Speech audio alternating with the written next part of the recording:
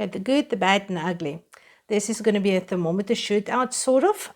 If you are new to soap making, you might think that you have to go buy the most expensive thermometer, and that's not necessarily the truth. Hi, my name is Ansa Smith. I'm from sunny South Africa. If you're new to the channel, please like and subscribe. I'm dedicated to bring information to save you money, give you tips and tricks, and if you have to spend money, to make sure that you're going to buy the right thing the first time and you don't need to re-spend money again. Okay, in soap making, it depends on what kind of method you are using to make soap. If you are using room temperature method, then you don't need the thermometer at all. The downside is if you are working with really hard butters and oils, fats, then room temperature method might not be the perfect method for you. Heat transfer method, you also don't need the thermometer there because you are using your oils and your fats at room temperature. And you mix your lye and your caustic soda, and while it's still very hot, you're going to pour it over your hard oils, melt your hard oils, and then add your liquid oils to that and soap from there on. So do you really need the thermometer? If you are working with oils high in stearic acid, then a thermometer might help you, because with stearic acid you need to soap with temperatures of 45 degrees Celsius or a little bit higher. Otherwise, you're going to end up with stearic acid spots in your soap. So depending on what kind of ingredients you're using, you might need a thermometer, but most of the times you actually can get by without it. And then you get people like me that it just makes us feel comfortable to measure everything. It's very nice to be able to know. It makes us feel grounded. It's a little bit like checking your watch every few minutes, even though you know what time it is approximately. You don't need to look at your watch, but it makes you feel safe, sort of, yes. Let's say it makes us feel safe, it makes us feel grounded, to know where are we at all times. So sometimes if you have a personality like that, you would like to measure things all the time just to know what it is, then it's a good thing to buy a thermometer. So let's look at the different kinds that we've got and what's the ups and the downs and the differences between them. Now here on the table, I've got a few of them that I've collected during my journey, not all of them soap making. This one is a candy thermometer. It can read between 0 and 100 degrees Celsius, or between, I know there's Fahrenheit there as well. Sorry, it reads between 10 degrees Celsius and 100 degrees Celsius, and 0 for Fahrenheit and 220. Now, this one is a monologue one. Then I've got a electronic one here as well. Here you can just switch it on and off, and it will give you a reading of your temperature. It's got a probe here on the end as well. So you can switch here between degrees Celsius and Fahrenheit. So you can choose the different units depending on where you live. You can clear it. It's got a memory, and it can take a minimum and a maximum.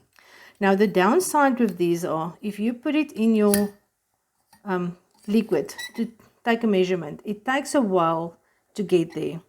The little needle is still moving. It's still moving. We are at about 60 degrees, 65 now Celsius. It's moving up to 70.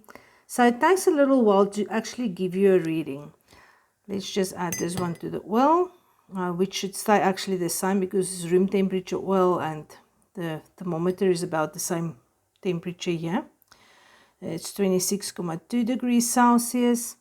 Okay, so this one stopped nearly at 70 degrees. So it took a little while. Now the thing is, if you're making soap, you're going to work with caustic soda on the one side and you're going to use oil on the other side. So if you want to get the temperatures within that 10 degrees Celsius, usually we do the 10 degrees or 5 degrees, it's 5 degrees Celsius, 10 degrees Fahrenheit. To get it in that range, it's usually when you're heating your oils and you just want to make sure when you add your caustic soda to your oils, you're not going to work at a too high temperature. So it's not going to make a difference if it's a little bit more or a little bit less. For this purpose, if you want to measure now and you take it out of your oil, you have to wipe it down before you put it into your caustic soda. Otherwise, you're going to end up with little soap particles all over. The same thing, I'm just going to take this one out here because it actually shines in the camera. So now we've got our temperature 68.5, 68.6, 68.7. You see it takes a little while to get there. Now this is the only two downsides of a thermometer with a probe at the end, because you're going to have to take it out. It takes a little while. First downside. The second downside is if you take it out, you need to wipe the caustic soda off, and then you can move it over to your oil again. So those are the two things to keep in mind if you are using a thermometer with a probe. The upside is it's much cheaper than your infrared thermometers. The infrared thermometers with this nice here is you just point and shoot. You press the button and you've got your reading immediately. Then if you move over to the other side, you've got your reading immediately as well. So this is very fast. Then people want to know, how accurate must it be? Now, we are not taking temperatures of sick people. If you use an infrared thermometer to take a person's temperature, then you need something that is really accurate. Because if you are 1 degree out, or 1 degree Celsius out, then a person might be much sicker than you really actually realize.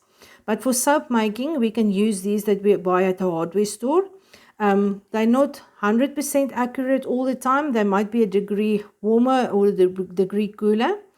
But for soap making, this is perfect. You don't need to buy the most expensive one out there.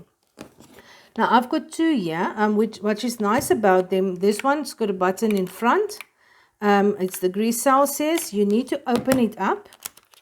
And then there's two little buttons on the inside. So you can switch it to Celsius or Fahrenheit. So you can choose your unit in there. This one is something else that you can look at. It's got a large battery. So the battery type might influence your choice here. Now this one takes two of the small AAA batteries if you open it up. So I've got two rechargeables in here.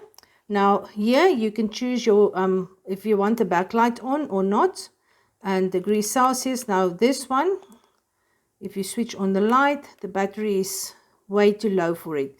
So this is what I want to show you as well. If it gives you a high or something, I'm not sure if it's, I think it's a H1 maybe, it's not really a high, but it tells me high, the battery is flat. So this is an indication that I need to change the batteries on this one. So this is something else that you just need to keep in mind. If you have to replace the battery, is the batteries available where you live or not? I actually prefer this larger one with the larger battery in it because it lasts much longer. So for this one, I bought it, I put the battery in it, and I think I've got this for 2 years now, and I haven't replaced the battery yet. I don't have any need for that.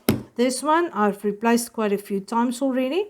So it's just one of those little things that might influence your choice on your thermometer. So that is basically all there is to it. Make a choice. What is your budget? Firstly, actually, do you need a thermometer or not? If you are using a room temperature soap making method, you don't need it at all. Heat transfer method, you don't need it. You can save that expense there. If you are on a tight budget, you're not even at higher temperature, you sort of eventually get the feel of it after quite a few batches, then you most probably will drop your thermometer. But if you like to measure everything, then it's maybe worth it to go for the infrared thermometers, just simply because it's easy, you don't need to clean anything, it's very fast, and it is actually quite accurate. So I hope that this helped you in your choice of thermometers. The reason why I've got so many of them is I had to try them all out. I didn't have any guidance to choose what to do or what to buy. So I started out with a probe thermometer, and eventually I got fed up with the thing that I had to wipe it down every now and then, because I can jump between two containers very fast. So I will measure the oil, then the caustic soda, I have to wipe it off in between, go back to the oil, wipe it off, go back to the caustic soda.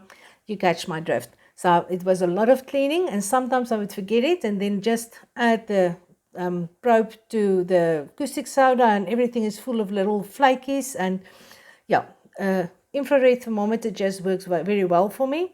I'm one of those people that like to check everything. So if it makes you happy, go buy one. If you've got the budget for it. So even if you don't need it, some people, it's sort of like a emotional crutch thing. Go ahead and go buy your thermometer and enjoy soap making, because soap making is supposed to be fun. So if a thermometer can make it more fun, just go ahead and splurge a little bit and buy the best one that you can afford.